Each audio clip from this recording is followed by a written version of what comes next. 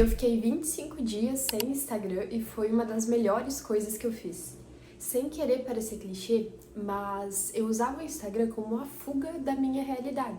Então, quando eu estava com ansiedade, quando eu tinha que fazer algo que eu não queria fazer, quando eu estava com algum problema, eu entrava no Instagram e ficava vendo a vida dos outros para ocupar a minha mente. E como as pessoas só mostram os seus momentos felizes, as suas conquistas, as coisas que elas compram, eu acabei me comparando negativamente e me tornando uma pessoa muito influenciável. Então eu queria comprar tudo que as influencers indicavam, como super café, produtos coreanos para pele, produtos para cabelo. E nisso eu passava horas recebendo um monte de dopamina e ficando cansada mentalmente, até que eu decidi desinstalar o Instagram. Tinha a opção de colocar um limite de tempo e eu até fiz isso. Só que sempre que chegava a notificação que eu tinha atingido o limite, eu pegava e clicava na opção ignorar esse limite hoje, e eu ficava por muito mais tempo. E nos primeiros dias foi super estranho, porque meu cérebro já estava acostumado a desbloquear o celular e entrar direto no Instagram.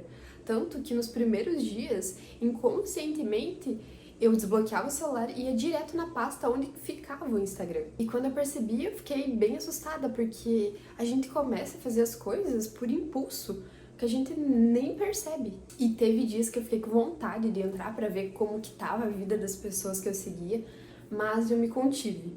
Porém, como nem tudo são flores, eu comecei a usar mais o TikTok. Então eu meio que troquei um vício pelo outro. E eu não desinstalei o TikTok no mesmo dia que eu desinstalei o Instagram, porque eu pensei, no TikTok eu aprendo algumas coisas, diferente do Instagram que eu só vejo a vida dos outros. Só que ainda assim, no TikTok a gente recebe muitos estímulos rápidos. E foi aí que eu percebi que o problema nunca foi o Instagram em si, e sim que se eu continuasse procurando estímulos o tempo todo, eu ia acabar encontrando outro aplicativo que fizesse a mesma função de me dar muita dopamina rápida. Então, o meu real problema era a necessidade constante de distração. Então, quando você for fazer um detox digital, você tem que prestar atenção se você não vai estar trocando um vício pelo outro. E nesses 25 dias, eu li um livro que estava parado na minha estante há mais de um ano, que é o Nação Dopamina, e que, inclusive, fez sentido na fase que eu tava ficando sem Instagram, porque ele fala muito sobre isso. E em lugares públicos, como não dava para eu entrar no TikTok e ficar vendo vídeos no meio de todo mundo, eu usava bastante o Instagram, mas como não tinha mais instalado, eu comecei a reparar ao meu redor. E mais uma vez eu me assustei, porque de 10 pessoas esperando numa fila ou esperando o seu pedido no restaurante, 9 estavam mexendo no celular. E até em momentos que eu ia visitar meus parentes, tinha horas que todos ficavam no celular, tanto desde criança até idosos. E é incrível que a gente só percebe o quanto estamos viciados, o quanto a nossa sociedade está viciada, quando a gente olha de fora.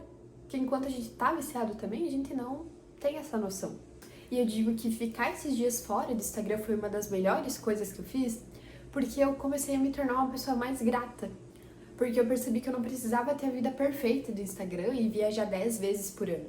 Mas só de ter as pessoas que eu amo do meu lado, de ter saúde, já era motivo para agradecer. E hoje eu não acho que o Instagram seja um vilão, mas o problema é quando a gente usa qualquer rede social como uma fuga da nossa vida, dos nossos pensamentos, porque enquanto a gente passa horas acompanhando a vida dos outros, a nossa vida tá passando e a gente tá ficando no celular.